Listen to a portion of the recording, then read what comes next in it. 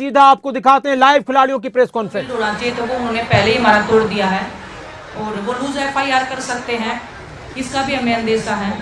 तो जो कार्रवाई दिल्ली पुलिस करेगी, जितना देखते हैं अभी क्या करेंगे और क्या नहीं करेंगे, उसके ऊपर ही हमारा नेक्स्ट डिसीजन रहेगा। लेकिन हमारा अभी भी यही फैसला है कि उनको जेल में डाला जाए। मेरा प्रधानमंत्री जी से नैतिकता के आधार पर एक अपील है कि उनको हर एक पद से हटाया जाए, जो वो सांसद हैं, चाहे वो रेसलिंग फेडरेशन को संभाल रहे हैं, क्योंकि जब तक वो उस पद पर रहेंगे वो उस पद का गलत यूज करेंगे, जांच को प्रभावित करेंगे। और हम निष्पक्ष जांच चाहते हैं। सुप्रीम कोर्ट पे हमें पूरा विश्वास है, देश की अदालत के सामने भी हम आए हैं, पूरे देश पे हमें विश्वास है कि हमारे साथ न्याय होगा।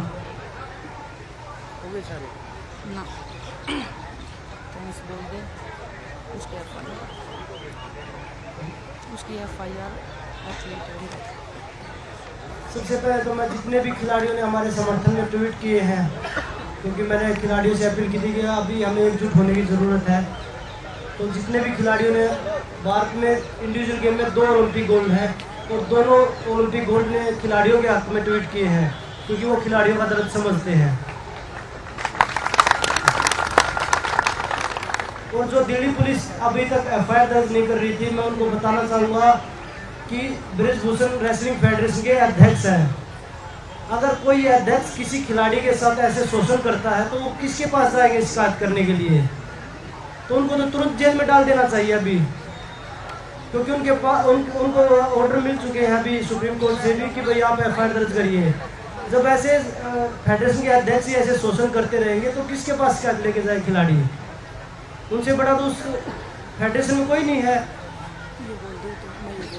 तो मुझे लगता है कि दिल्ली पुलिस को कड़ी से कड़ी कार्रवाई करनी चाहिए, उनको जेल में डालना चाहिए जल्दी से जल्दी। और जो सभी महिला संगठन हैं जो भी यहाँ हमारे सपोर्ट में आए और अपने एरिया में जो हमारे लिए प्रोटेस्ट कर रहे हैं, उनका बहुत बहुत धन्यवाद। कई महिलाओं ने गिरफ्तारी दी है अपना। हाँ, पूरे इंडिया में कश्मीर से कन्याकुमारी तक बहुत महिला संगठनों ने हमारा सपोर्ट किया है, समर्थन किया है, गिरफ्तारी भी दी है। तो सब इतना मिलजुल के हमारे साथ आ रहे हैं, तो मैं सबका बहुत बहुत धन्यवाद करना चाहूँगी। काफ़ी अच्छा लगा आज देख के कि आज बहुत सारे एथलीट ने हमारे पक्ष में ट्वीट किया है। काफ़ी बॉलीवुड के जो स्टार हैं उन्होंने भी समर्थन दिया है और वो भी हमारे साथ में न्याय की मांग कर रहे हैं।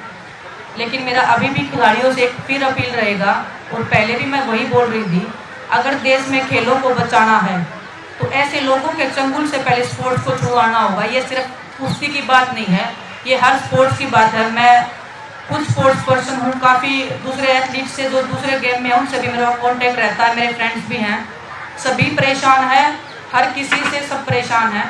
तो मैं आप सब के माध्यम से अपनी एक आवाज़ उन तक पहुँचाना चाहती हूँ, और जितने भी फ्रेंड्स हैं सोशल मीडिया पे, मैं उनसे भी कंटिन्यू टच में रहने की कोशिश करूँगी कि अगर देश का भविष्य अगर स्पोर्ट्स में बचाना है तो हमें एक साथ आना होगा। और सिर्फ सोशल मीडिया पे आप हमारा समर्थन कर रहे हैं, हम बहुत शुक्रगुजार हैं उसके कि आप हमारे लिए न्याय की मांग कर रहे हैं।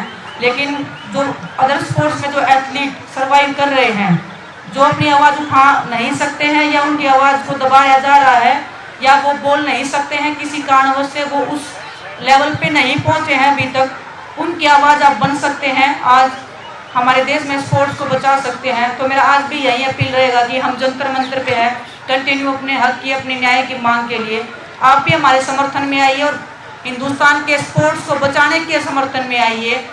क्योंकि अगर आप लोग आज नहीं आए ना, तो कभी भी दोबारा ये ऐसा मौका नहीं आना है ज़िंदगी में कि हम हिंदुस्तान के स्पोर्ट्स को बचा लेंगे।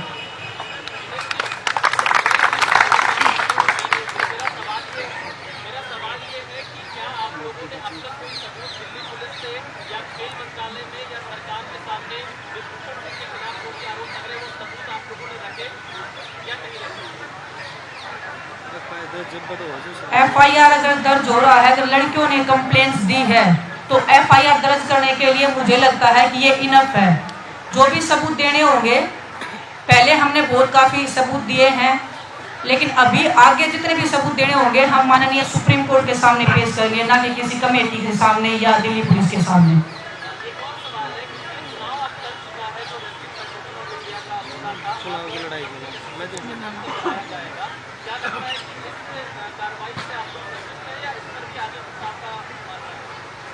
देखिए, जो FIR पहले दिन होनी चाहिए थी, वो 6 दिन लगे FIR करने में। ये लड़ाई FIR तक नहीं थी कि हम FIR चाहते हैं। FIR तो हम कैसे भी करके आज नहीं तो 10 दिन बाद करवा ही लेते।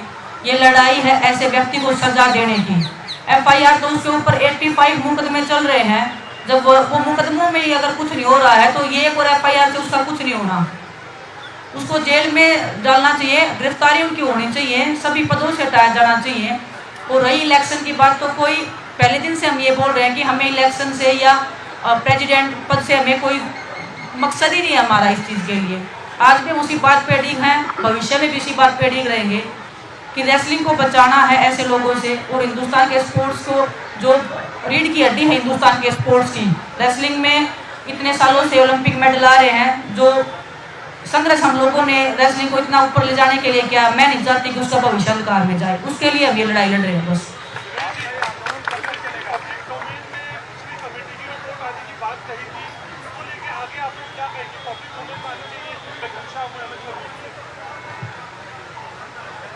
सर, पब्लिक में तो पुलिस ने भी हमारे नाम सब उसके निकाली दिए, जितनी भी महिला एथलीटों ने दिए हैं। कमेटी ने भी सोर्सेज के हवाले से वो नाम निकाले दिए हैं। कुछ बाकी रह नहीं गया कि उन्होंने रिपोर्ट नहीं निकाली है, लेकिन निकाली है तो कमेटी ने वो नेगेटिव निकाली है। जो असली हकीकत थी, जो असली बात थी, वो तो उन्होंने छुपा के रख रखी है, जो उन्होंने नहीं निकाली है। लेकिन हम जब भी, क्योंकि सुप्रीम कोर्ट में है, तो जो भी सुप्रीम कोर्ट जो निर्णय लेगा, अगर वो कमेटी की जांच को मांगेगा तो शायद कमेटी को वो देनी पड़ेगी। उसके बाद में जो वो फैसला लेंगे वो बिल्कुल हम सबको मान्य होगा।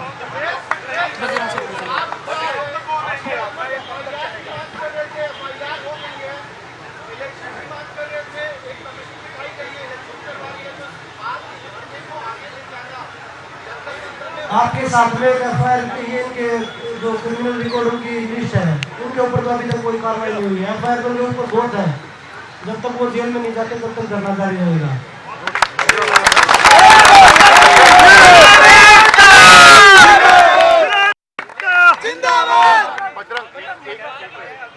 ये बात हो रही थी,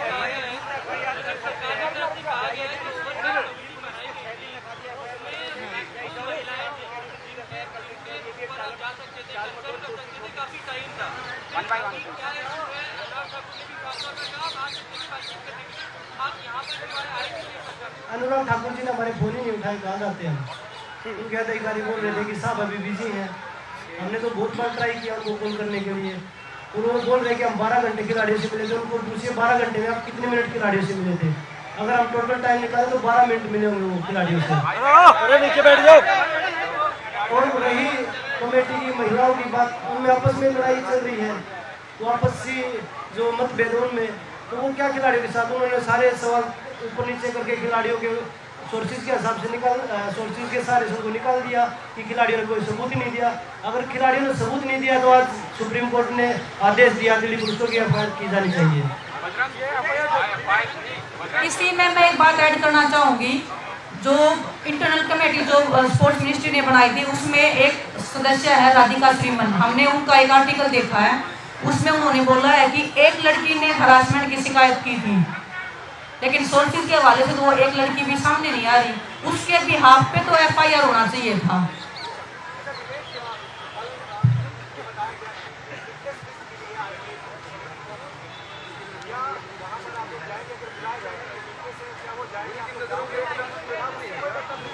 देखिए, उच्च न्यायालय के सामने ये मामला जा चुका है। उच्च न्यायालय के अलावा हमें किसी कमेटी पे, किसी सदस्य पे, किसी पे भी कोई विश्वास नहीं है। अगर हम जाएंगे तो देश की अदालत में जाएंगे या हम उच्च न्यायालय के सामने जाएंगे। ये बात हो रही थी कि कल एक मिनट दो सवाल है। पहला ये कि सुप्रीम कोर्ट ने आदेश कर दिया FIR दर्ज करने का, दिल्ली पुलिस उसमें FIR दर्ज करेगी, इन्वेस्टिगेट करेगी। तो क्या अगर दिल्ली पुलिस की तरफ से जो जांच की होगी वो आप लोगों से संपर्क करके तो आप उनको सहयोग करेंगे या सिर्फ सुप्रीम कोर्ट में ही अपनी बात रखेंगे? पहला। दूसरा ये कि इसके FIR दर्ज होने के बाद आपकी कौन सी ऐसी मांगे जिस पर आप अड़े हुए हैं और उसके बिना जो है प्रदर्शन अपना कर देंगे? सबसे पहले तो दिल्ली पुलिस पर देखो, हमें भरोसा नहीं है, क्योंकि 6 दिन के बाद, सुप्रीम कोर्ट के ऑर्डर के बाद उन्होंने एफआईआर की है। तो सबसे पहले तो यही है कि फेयर इन्वेस्टिगेशन हो और पुलिस को भी सहयोग कर देंगे, ऐसी कोई बात नहीं, लेकिन हम जो मेन है वो सुप्रीम कोर्ट के आगे अपने बयान देंगे और बस फिर फेयर डिसीजन होना चाहिए।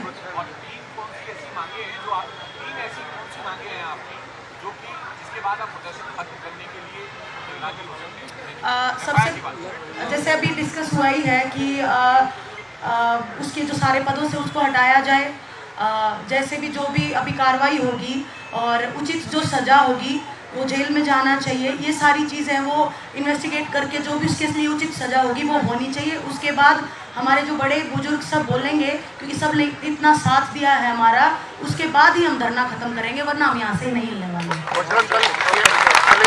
कल ये अटकलें लगाई जा रही थी कि अगर एफआईआर होगा, एक तबका ये कह रहा, मतलब कुछ लोग मेरे से भी बात कर रहे थे कि एफआईआर हो जाए तो शायद आप लोग चले जाए। तो आप आज जो डिसीजन लेने से पहले आप लोगों ने इस बारे में डिस्कस किया? कल ये ऐसी अटकलें हो रही थी यहाँ पे कि अगर एफआईआर आज हो जाएगी तो आप लोग शायद चले जाएंगे, तो आज जो आप लोगों ने डिसीजन लिया उससे पहले ये सब चीज़ें आप लोगों ने डिस्कस किया था? देखिए बिल्कुल, क्योंकि एफआईआर मैंने पहले बताया जो ये पीछे जो लगा हुआ है, जो चार्ट है पूरा 84 है उसके ऊपर पहले भी, तो उन पर कोई कार्रवाई नहीं है। मुझे लगता है कि सुप्रीम कोर्ट के ऊपर दोबारा से भी ध्यान देंगे, इनको दोबारा निकलवाना चाहिए और उनके ऊपर भी एक्शन होना चाहिए। तो जो ये अभी लगी है, जो अभी हम वेट करेंगे कि दिल्ली पुलिस कौन सी एफआईआर करती है, कैसी धाराएं लगाती है, क्योंकि पुलिस का अभी भी एतबार नहीं है कि हम पहले बोला कि हमें विश्वास नहीं है पुलिस पे, क्योंकि पुलिस ने जब सुप्रीम कोर्ट के आदेश आए तब एफआईआर की तरफ गए हैं। तो और जो लोग ये बोल रहे हैं कि भाई धरना खत्म हो जाएगा, जितने भी हमारे सपोर्ट में पूरा देश खड़ा है, जितने भी संगठन, किसान संगठन, मजदूर है, खाप पंचायतें हैं, हमारी कोचिज हैं, तो वो सभी डिसीजन लेंगे। अब ये साक्षी बजरंग मिलिस का डिसीजन नहीं है, ये पूरे इन लोगों का डिसीजन है जो हमारे साथ में जुड़े हैं।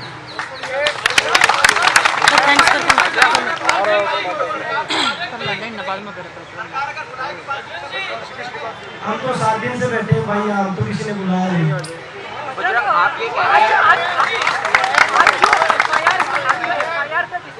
उसके साथ में ये भी बोला गया है कि जो माइनर है उसको सिक्योरिटी प्रोवाइड की जाए और आप लोगों को भी अगर जरूरत पड़े तो दिल्ली पुलिस। जी देखिए, बिल्कुल मैं आपको ये बताना चाहूँगा कि सभी खिलाड़ियों को, जो इसमें मुख्य चेहरा है, उन सभी को भी सिक्योरिटी की बहुत ज़्यादा ज़रूरत है और जिन खिलाड़ियों ने कंप्लेंट की उनको भी सिक्योरिटी की बहुत ज़्यादा ज़रूरत है, क्योंकि वो बोलते ना मर्द आदमी कुछ भी कर सकता है, तो उसके सारे रास्ते बंद होते जा रहे हैं, कुछ भी करवा सकते हैं क्योंकि वो खुद बाहुबली है। आप सबका बहुत बहुत धन्यवाद जो भी अभी तक आए हैं हमारा समर्थन करने, और ऐसे ही हमारा समर्थन करने आते रहो।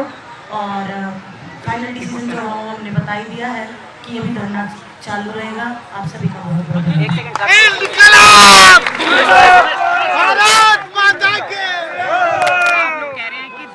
विश्वास नहीं है, लेकिन अल्टीमेटली जांच की एजेंसी तो वही है ना, क्योंकि दिल्ली पुलिस एफआईआर कर रही है। तो एक बड़ी खबर इस वक्त की, खिलाड़ियों ने ऐलान कर दिया है कि उनका धरना प्रदर्शन जारी रहेगा जब तक ब्रजभूषण सिंह जेल नहीं जाएंगे, धरना जारी रहेगा। खिलाड़ियों ने अपना समर्थन करने वाले लोगों का धन्यवाद किया, जो दूसरे एथलीट हैं, खिलाड़ी हैं, फिल्म स्टार हैं, किसान नेता हैं, राजनीतिक दल हैं, खाप पंचायतें, सबका धन्यवाद किया और कहा कि जब तक ब्रजभूषण जेल नहीं जाएंगे धरना जारी रहेगा। खेल मंत्री अनुराग ठाकुर को लेकर बजरंग पुनिया ने कहा कि वो फोन नहीं उठाते, प्रदर्शनकारी खिलाड़ियों का धरना लंबा चल सकता है। धरना प्रदर्शन को लेकर, जंतर मंतर पर धरने को लेकर बजरंग पुनिया का खिलाड़ियों का ऐलान, जब तक ब्रजभूषण जेल नहीं जाएंगे उनका धरना जारी रहेगा। प्रधानमंत्री से भी अपील करती नजर आई विनेश फोगाट और कहा कि प्रधानमंत्री से हमारी अपील है कि वो ब्रजभूषण शरण सिंह जिन भी पदों पर है उनको उससे हटाया जाए, क्योंकि वो जांच को प्रभावित कर सकते हैं। दिल्ली पुलिस को लेकर उन्होंने कहा कि उनका किसी जांच कमेटी पर और दिल्ली पुलिस पर नहीं, जो भी सबूत उनके पास हैं वो सुप्रीम कोर्ट में पेश करेंगे, किसी जांच कमेटी को नहीं दिखाएंगे। दिल्ली पुलिस की जांच को लेकर अभी खिलाड़ियों ने कुछ भी नहीं कहा। उन्होंने कहा कि देखना होगा कि किस तरह की जांच होती है, लेकिन हमारा धरना प्रदर्शन जारी रहेगा। एक बड़ी खबर, एक अहम खबर, दिल्ली के जंतर मंतर पर खिलाड़ियों ने प्रेस कॉन्फ्रेंस की और इस दौरान खिलाड़ियों ने ब्रजभूषण शरण सिंह पर और भी कई आरोप लगाए। केवल ढींगरा हमारे साथ जुड़ चुके हैं, कांग्रेस प्रवक्ता। नमस्कार केवल ढींगरा जी। जी नमस्कार। केवल ढींगरा जी, खिलाड़ियों का ये कहना है कि धरना जारी रहेगा, ब्रजभूषण शरण सिंह के खिलाफ एफआईआर भी दर्ज हो रही है। अब इसको आप खिलाड़ियों की जीत मानते हैं? हालांकि उन्होंने ये भी कहा कि वो धन्यवाद करते हैं सब लोगों का। दूसरी तरफ अभी तक जो बीजेपी के बहुत से नेता हैं या फिर ब्रजभूषण के समर्थन वाले लोग हैं, वो कह रहे हैं कि ये सब कुछ राजनीतिक घटनाक्रम है, कांग्रेस का सपोर्ट हासिल है। नहीं, अभी तो एफआईआर दर्ज होगी। एफआईआर दर्ज पोस्को एक्ट में होगी या दूसरे एक्ट में होगी, अभी बहुत कुछ देखना बाकी है। अगर 16 साल की बच्ची या 18 साल से कम की बच्ची अगर कोई कंप्लेंट देती है, उसमें अगर पोस्को एक्ट लगेगा या नहीं लगेगा, एफआईआर किस तरह से दर्ज होगी, कौन सी धाराओं में होगी, ये बहुत सारी चीजें जो है देखने का विषय होगा। उसके बावजूद जो उसकी अरेस्ट है, ब्रिजभूषण शरण सिंह की अरेस्ट, उसके ऊपर भी देखना पड़ेगा कि एफआईआर दर्ज तो 84 हो रखी है उसके ऊपर, लेकिन कार्रवाई रोक देते हैं। अब ये भी देखना पड़ेगा कि उसके ऊपर कार्रवाई पुलिस करना भी चाहती है कि नहीं करना चाहती। केवल ढींगरा जी, और हमारे साथ प्रवीण अत्रे जी भी जुड़े हुए हैं। नमस्कार प्रवीण अत्रे जी। और तस्वीरें लगातार हम दिखा रहे हैं कि अलग अलग पार्टियों के नेता पहुंचे हैं। अभी आतिशी भी पहुंची हैं, दिल्ली की मंत्री हैं। प्रवीण अत्रे जी, ब्रजभूषण शरण के खिलाफ एफआईआर दर्ज होगी। सुप्रीम कोर्ट के निर्देश से पहले दिल्ली पुलिस ने कह दिया कि हम तैयार हैं। आपको नहीं लगता कि बहुत देर कर दी गई? ये सब कुछ होना चाहिए था, इससे विश्वास कम होता है कानून पुलिस को लेकर लोगों का? नहीं, देखिए ऐसा है कि जो दिल्ली पुलिस ने माननीय सुप्रीम कोर्ट के अंदर कहा था कि हम कुछ शुरुआती जांच करना चाहते हैं, लेकिन अगर कोर्ट कहेगी तो हम पहली एफआईआर दर्ज कर लेंगे। अब जब विषय कोर्ट में चला गया तो मुझे लगता है कि जब माननीय कोर्ट के संज्ञान में कोई विषय है तो हर पक्ष को इंतजार करना चाहिए, और कानून उस पे क्या कहता है उसके ऊपर उस हिसाब से काम भारतीय जनता पार्टी तो पहले स्पष्ट कर चुकी है कि जो भी जांच के अंदर दोषी होगा उस पे कार्रवाई होगी, ये सुनिश्चित किया जाएगा।